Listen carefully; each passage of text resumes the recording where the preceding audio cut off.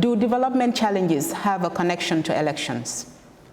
Maybe that's one of the questions we can look at, and we'll go into governance issues. We'll also go into environmental issues and other issues such as the jurisdiction of the courts in terms of the elections petitions and the role of domestic observers as well. So this is, we want this forum to also, the reason why we are recording it is because we wanted to have this before the National Assembly elections. We also want Gambians to look at these videos and hear the discussions and think about the consequences of voting. Why are we voting? What are we looking for when we vote? What are we delivering, you know, in terms of elections and in terms of the people we select politically the people we elect. So we can open up the forum and just looking at the sub-region as a whole and looking at the development challenges in the Gambia and the sub-region. We can start off the discussions looking at those areas as well. Well, I don't know. Perhaps going into the conversation, maybe I just have, whether you would call it a confession or a disclosure. Because as a lawyer, I acted for the IEC in all the election petition cases, pre-election as well as post-election at the Supreme Court. I acted as co-counsel in all those cases with my colleague Eva Sanya. So perhaps that's something worth putting on the table. So I might not be quite inclined to fully participate in the debate on one of the segments that I saw in the invitation pertaining to the election petitions at the courts and et cetera, et cetera. But generally speaking, in terms of voter education and sensitization, I think we have actually done very well. There's a big improvement. As she rightly pointed out, 2016 was almost like a watershed moment in the history of this country. Many things have improved since then, but it is also important that we are not complacent, because there is room for greater improvement. So now people are being educated, they're being enlightened, they're actually being sensitized. But we really need to look at the impact of that. Is that increase in sensitization and education being reflected in the outputs or the results that we're actually looking at, especially when considered in light of the fact that we all go to elections so that we can elect the people that we believe better embody the qualities that we want in a leader who can give us a better chance of improving our socio-economic status as a country. So yes, we look at the sensitization, we say, okay, there's a lot of improvement. In fact, that improvement has also been translated in perhaps better quality, for want of a better word, of candidates, especially in the National Assembly elections. I now see a lot of educated people, a lot of people who in the past would consider politics as almost a no-go area, now willing to take the plunge. And I think that's a credit to everybody, the government, civil society, and everybody, for making sure that we ignite that high level of interest in the so-called educated elites. So that's a big improvement. So now the next step is, as and when we get these elites into office, if we do, are they really going to perform to expectation, or are they performing to expectation? Because the general perception is that, okay, they're educated, they're enlightened, so when we put them there, they're in a better position perhaps to help us realize our socio-economic dreams. But I think we need to establish a mechanism that will really look into by way of research and see whether putting some of these people there is actually having the desired outcome. But generally, I think we have made very, very significant progress in terms of voter education, in terms of sensitization, and also in terms of attracting the right caliber of people to run for elective office in this country. Okay. Thank you very much for those contributions. Anyone else wants to comment on the challenges? And I think we know there's a lot of development challenges in the Gambia. We know there's a lot of, when it comes to infrastructure, when it comes to just basic needs. I remember when we were doing the Bull and Dice democracy documentary, telling people not to give up on democracy. One of the things that was highlighted is that at this point, we don't need to worry about skyscrapers. Let's just make sure people have their basic needs every day, running water, clean water, and things like that. So when we see, now we talk about elections, when we see politicians coming in to promise boreholes, you know, in regions, and how do we make the connection? Are these promises delivered? When we look at development and elections, are the politicians even delivering on some of these promises? And are Gambians just meeting their basic development needs, which is having basic running water, clean water, access to healthcare, access to education and things, and these are the development issues we should be looking at. Are elections delivering development? That is the question. Maybe Sanaba, I don't know who wants to come in, Dr. Manjai. I think one of the most famous utterances recently, when the president said to a TV journalist that, well, you say things during campaign time, you don't have to worry about it after the elections. I think that was very, very telling and it's very discouraging. So for our own case in Congosa, like in Bundu, we are drinking water for well over 5 years, which has an iron content above 100 times above the WHO recommended limit. And I personally discovered it, and when I was on the house in South for the past 8 years of the 2020, I took the water sample to Google. I said, well, this water my community are drinking, and they went ahead and tested, and they found out that the iron content is above 100 times above the WHO recommended limit. And as a microbiologist, I know the implications. So I was on the case, but our elected MP, he doesn't care. He don't even want to hear. In fact, he went on to say, these were very troublesome. It's always, after this. In public, he speaks to flex down, So I'm still on the case. They look at new borehole, and it is tested in future for drinking, so hopefully it will come. Those are also one of the election pledges for the majority leaders from my ward. So deal with the fiscal factories, which were all established illegally. Illegally, no EIA was done, environmental impact assessment. This is very, very important component for any factory of that size. And it was when this new government came that they asked them to do some regulatory activities, which they don't. And there are a lot of issues, environmental issues. I mean, anybody who is in the Gambia is aware of this. And we took up the matter. We hired a lawsuit against them in August 2017. But could you imagine that case had still goes in court? So we have issues. You wonder if our courts also have been compromised. So yes, elections, I think Gambians are in most interest. In fact, I'm expecting a very low voter turnout. We don't have confidence in our MPs anymore, because I think majority of them are in it for their passing. Our majority leader really likes to improve.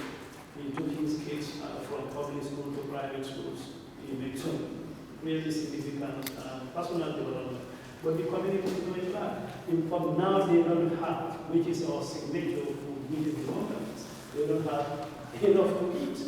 They now resorting to buying these highly subsidized chicken type from Europe, which we all know they are free on hormones and antibiotics. These will have all the health implications as well. So the vital protein that we all need is being taken away. And the health implication, we know our healthcare system is very, very fragile. We keep saying it, so nobody wants to listen to it. And if you are doing in the Gambia here, you are almost as good as good. Those who can afford it will cross the Senegal to seek medical attention. And without protein, enough protein, we are susceptible to all kinds of infections. So the election, personally, I lose confidence that election is something that is going to make any change to our developmental needs. I think most of them in politics, according to Barbara, are in for passing, not for the common good. Do you think there would be a difference with the quality of people elected, maybe there'll be a difference? Well, from my side, from our side, we look at the quality. Like they just organized a debate at TV.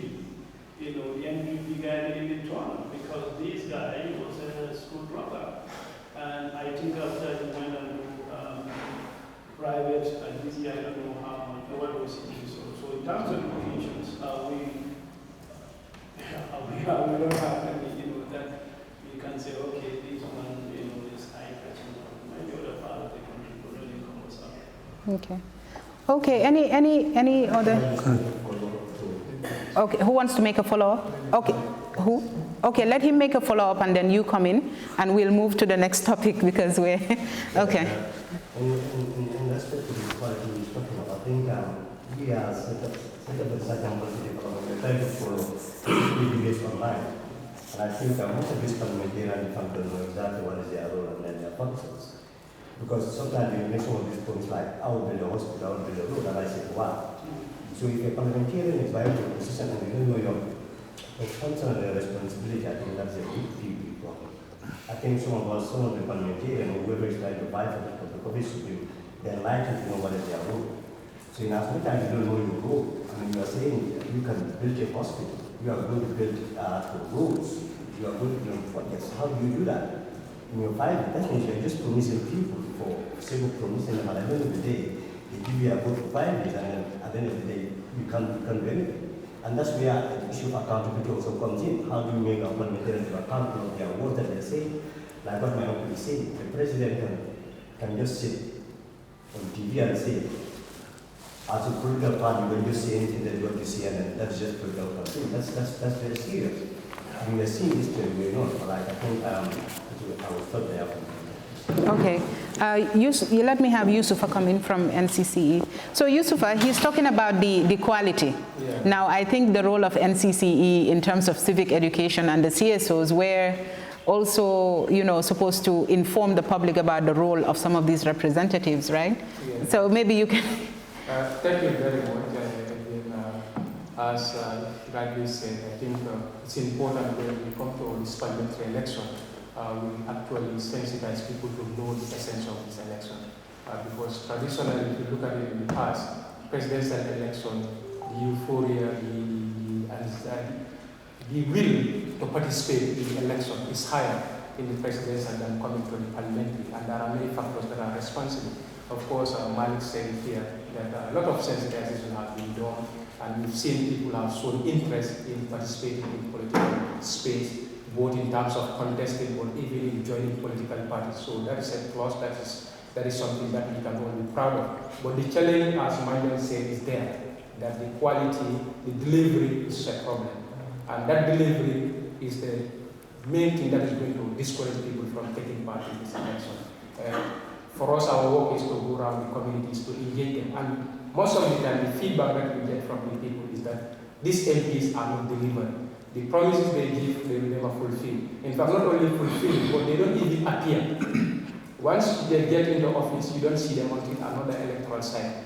So that is something that is going to discourage them. And of course, we will try to encourage people to help them to understand the importance of the parliament.